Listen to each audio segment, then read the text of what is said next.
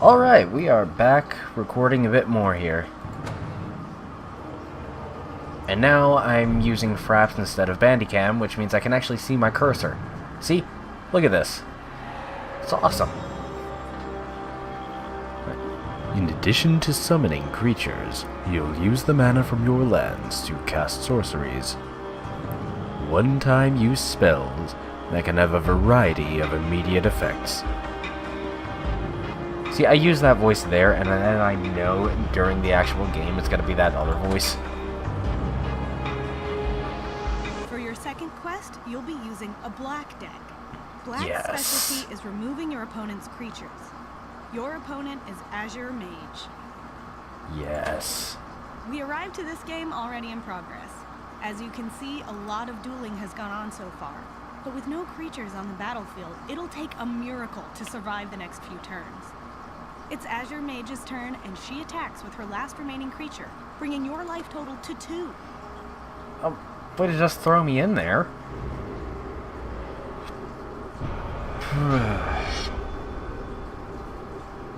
Oh, not much I can do about that.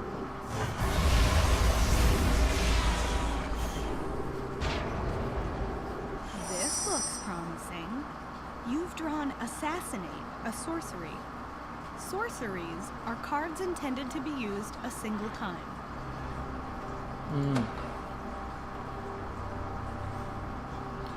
Okay. Assassinate is a card that can destroy a creature of your choice, as long as it's tapped. Since you're at 2 life, you'd better use it on Azure Mage's creature before it kills you. I was planning to do that. Although those slashes seem to have missed. Azure Mage will cast some spells. Divination allows the player to draw 2 cards, a signature blue spell.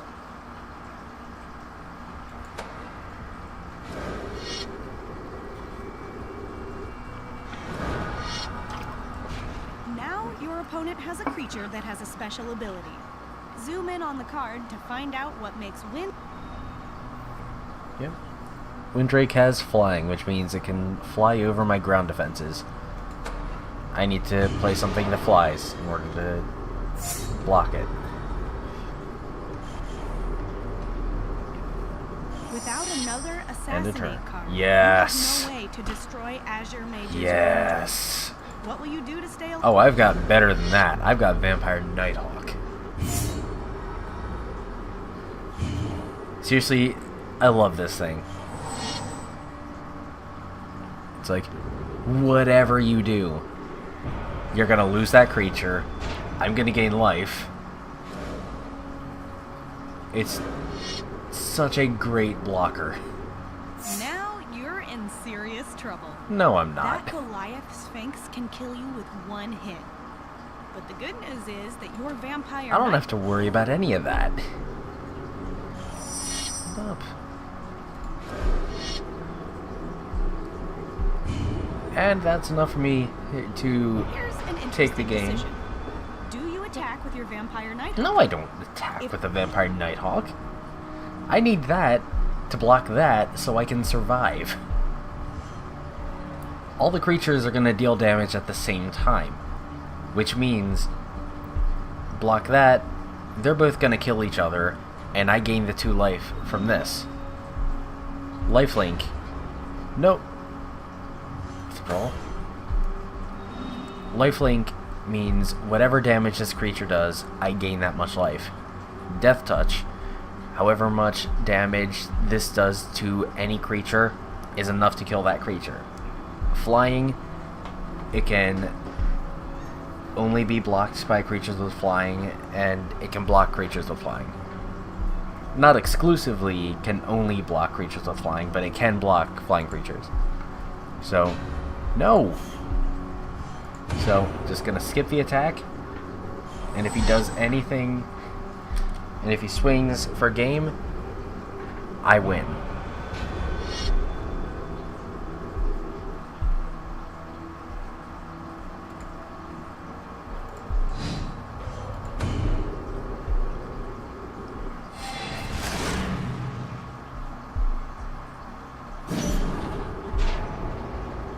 Well, that's You no longer found a lethal powerful damage. sorcery. Rise Oh, from the grave yeah. can reanimate creatures that are in a graveyard. Now's your chance to take that Goliath Sphinx as your own.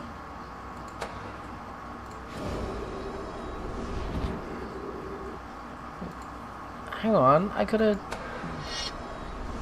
rezzed that too. Why did that not show up? It appears safe to attack with your zombie Goliath.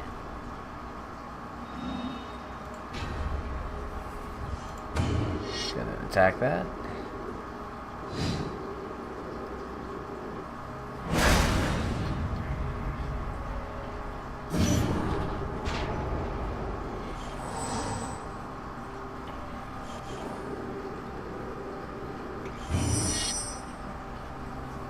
Now swing in for the win.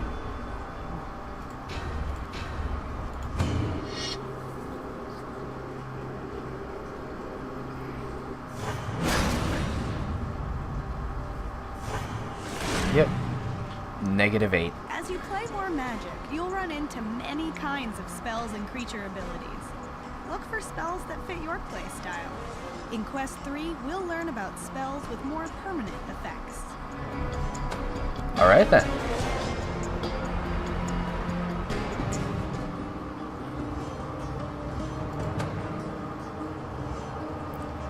Black is my favorite color to play with.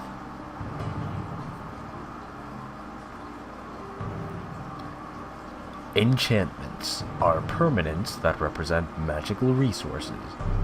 Some enchantments affect the entire game. Others, called auras, are attached to specific creatures or other cards.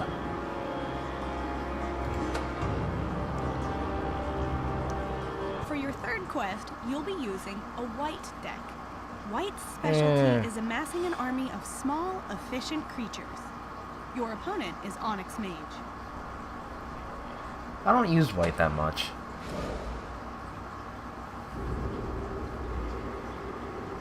Glory Seeker.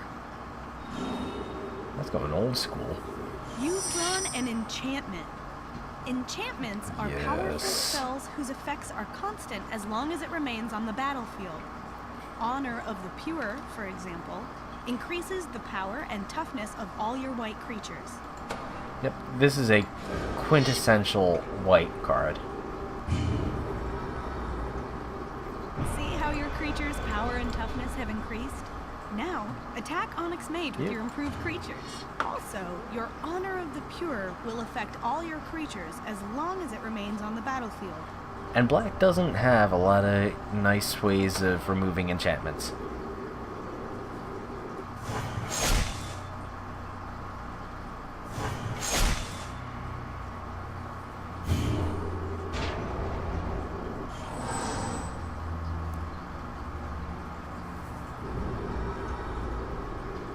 Okay. Well, play another land, because why not? Oh no. It appears that Onyx Mage has put a stop to your advancing army. If you attack now, the results might not be what? good. Perhaps waiting might be the best strategy for now. Ah, fine.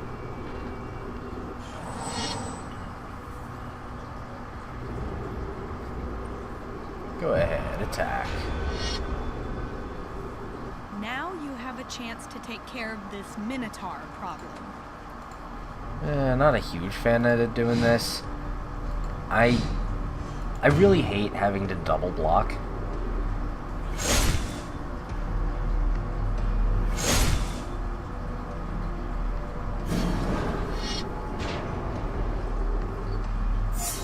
Oh, well that thing's nice and huge.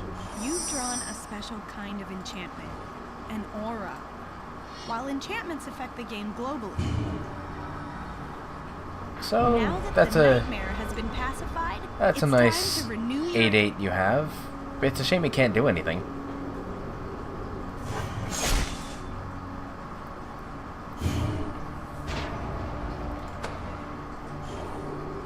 Pacifism. Enchanted creature can't attack or block. Onyx Mage has cast an aura on your Glory Seeker. The effect leaves it as a 1/1 creature. And then a zombie.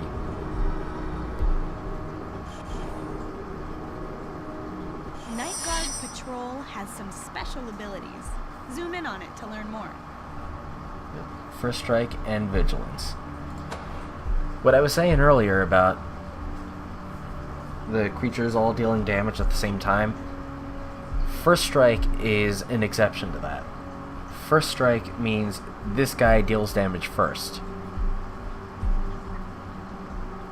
Vigilance means when he attacks, he doesn't tap. So I can attack and still have him available to block. Plus, with Honor of the Pure on the field, it gets an extra +1. So, here we go. Yeah, you better not do anything.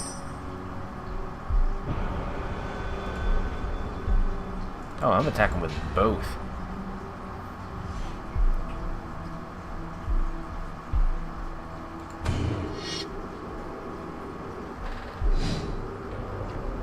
Yep.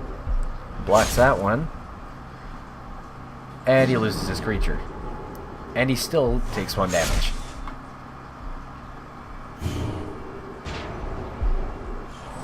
I didn't get to play my land.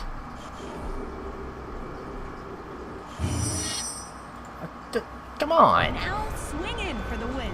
Oh, that's game. That's like double game.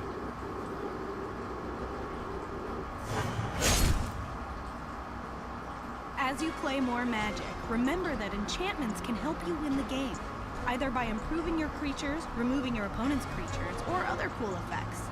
In Quest 4, we'll learn some tricky spells and interactions. Yep. Okay. Cool.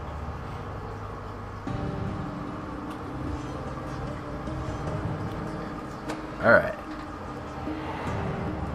Here we go with the stack. This is where the game gets tricky.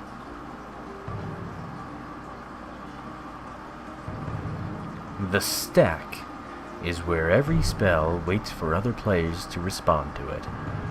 Instant spells take advantage of the stack for surprising tricks like dealing damage, buffing a creature, or even countering an opponent's spell.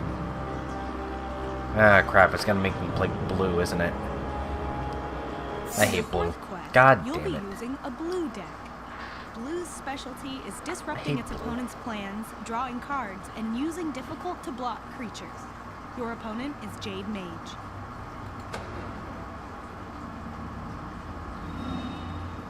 Okay, flying. Flying. Okay.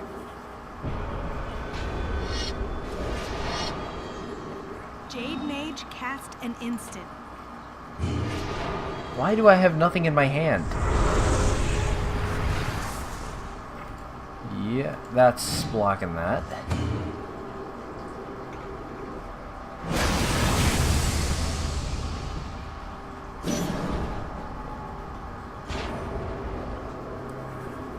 You've drawn Cancel, a spell that counters another one.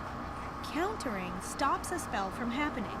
Whenever your opponent casts a spell, like summoning a creature, you can respond to it with an instant like Cancel. If you counter your opponent's spell, it will go to their graveyard, and the mana they used is still spent. Yep. And that is why I hate blue.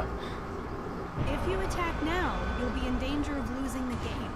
Because blue, you'll be there with 6 mana on the field. Okay, now Jade Mage has cast another giant growth.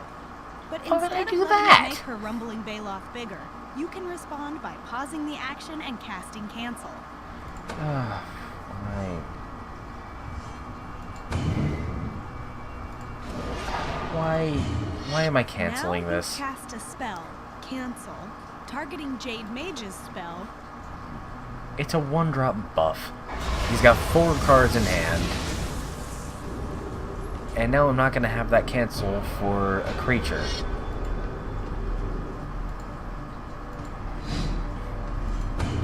Or he's going to play another one. But this is a tutorial level, so it also works out. Except for that. Dick. You've drawn Archaeomancer, a creature with a triggered ability. That means when something specific happens, this card will automatically do something special. Many creatures have a triggered ability when they enter the battlefield. Archaeomancer, for example. This thing doesn't get played very often. I don't actually know if it's still in Standard. Or if with M15 it's back in Standard. But it's like, yep, 4 mana, or you could just play another counterspell. Normally, blocking creatures take all the damage from the attacking creature. But if a creature with trample is blocked, it will deal enough damage to kill the blocking creature and deal its remaining damage to the defending player. I mean, I kind of don't really have a choice here. I have to block there.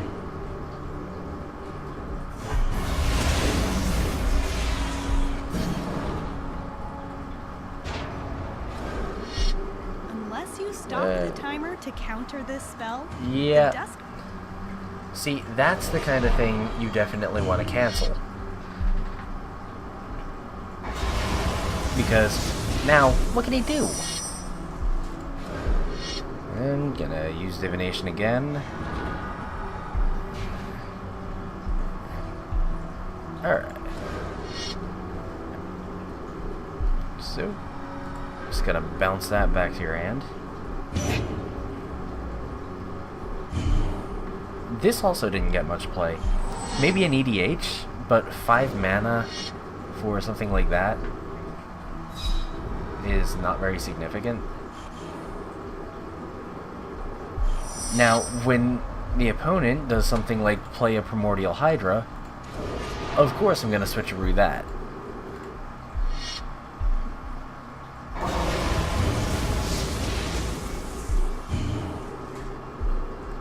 It's still got Summoning Sickness, but you know what?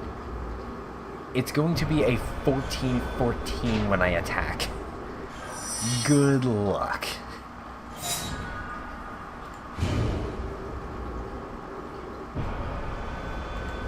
And now I'm gonna attack with a 14/14 creature. Primordial Hydra is kind of ridiculous.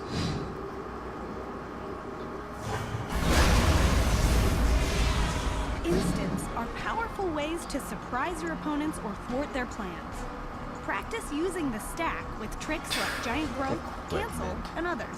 In Quest 5, we'll suit up interesting creatures with equipment. Equipment is such a non-thing in Standard.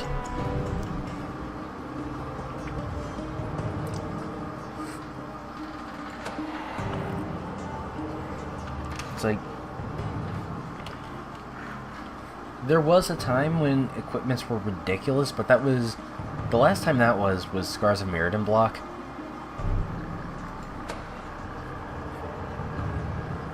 Because you had... Final quest, you'll be using a red deck.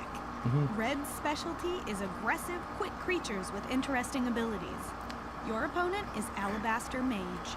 Okay, problem 1. 6 mana and nothing in my hand?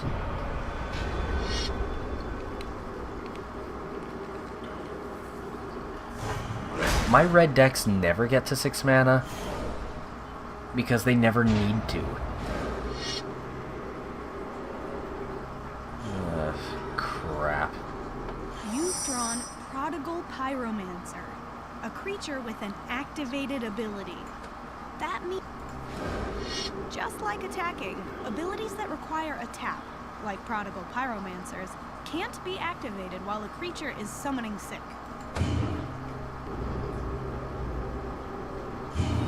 It is a bit much for that ability.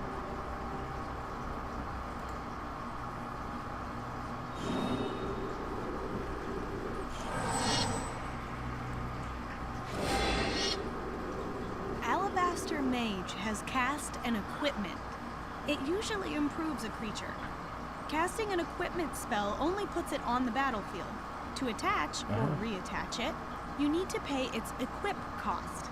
Equipment remains on the battlefield even if the creature leaves. Yep. Then gonna equip it.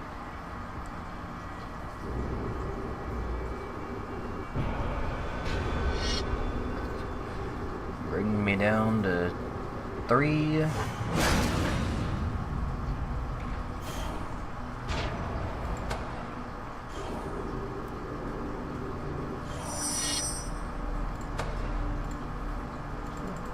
Let me play my land, you jackass.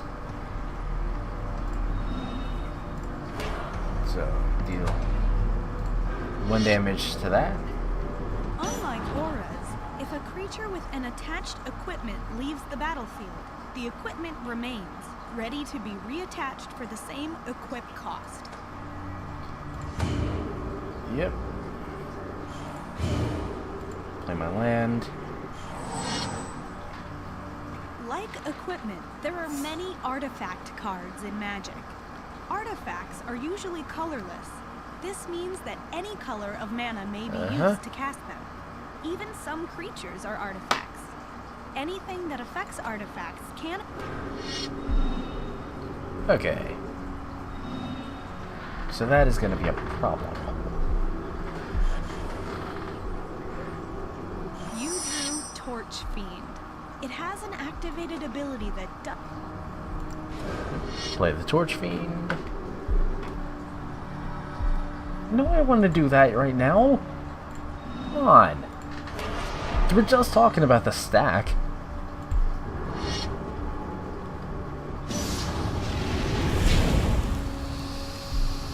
And then gonna continue. Just gonna skip the attack and continue along.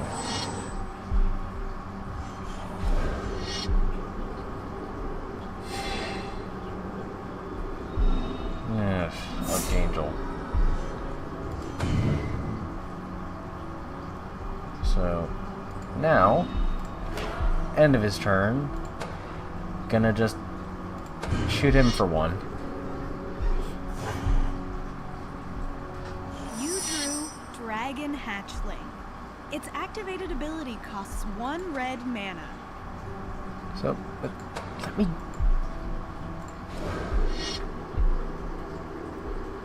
Let me play the thing.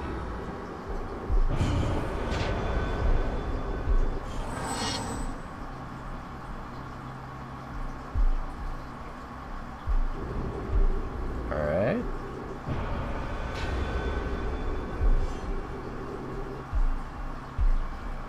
So...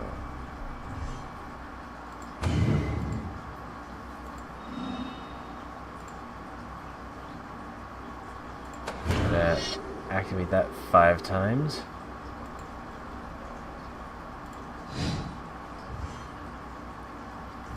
You know, the way I would deal with that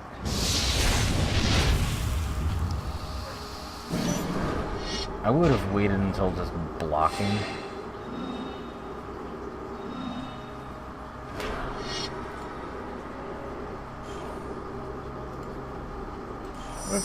What the hell?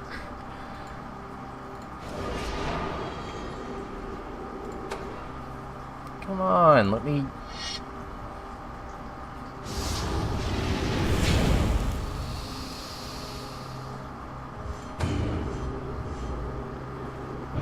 Come on.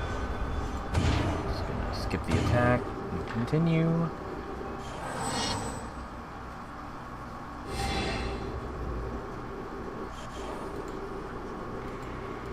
You drew Volcanic Dragon. It has haste.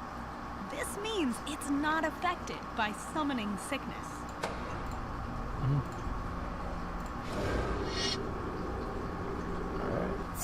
So, continue. Just gonna attack.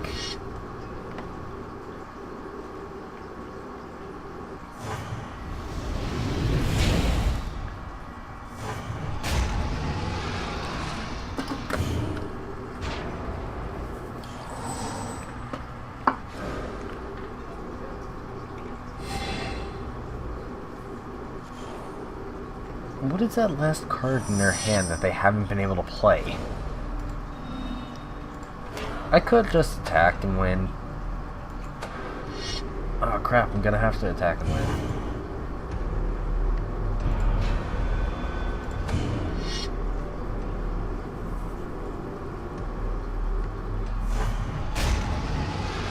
Alright. Equipment and activated abilities are interesting tools that can mean the difference between victory and defeat. Use them wisely. I'm probably not going to use equipment at all.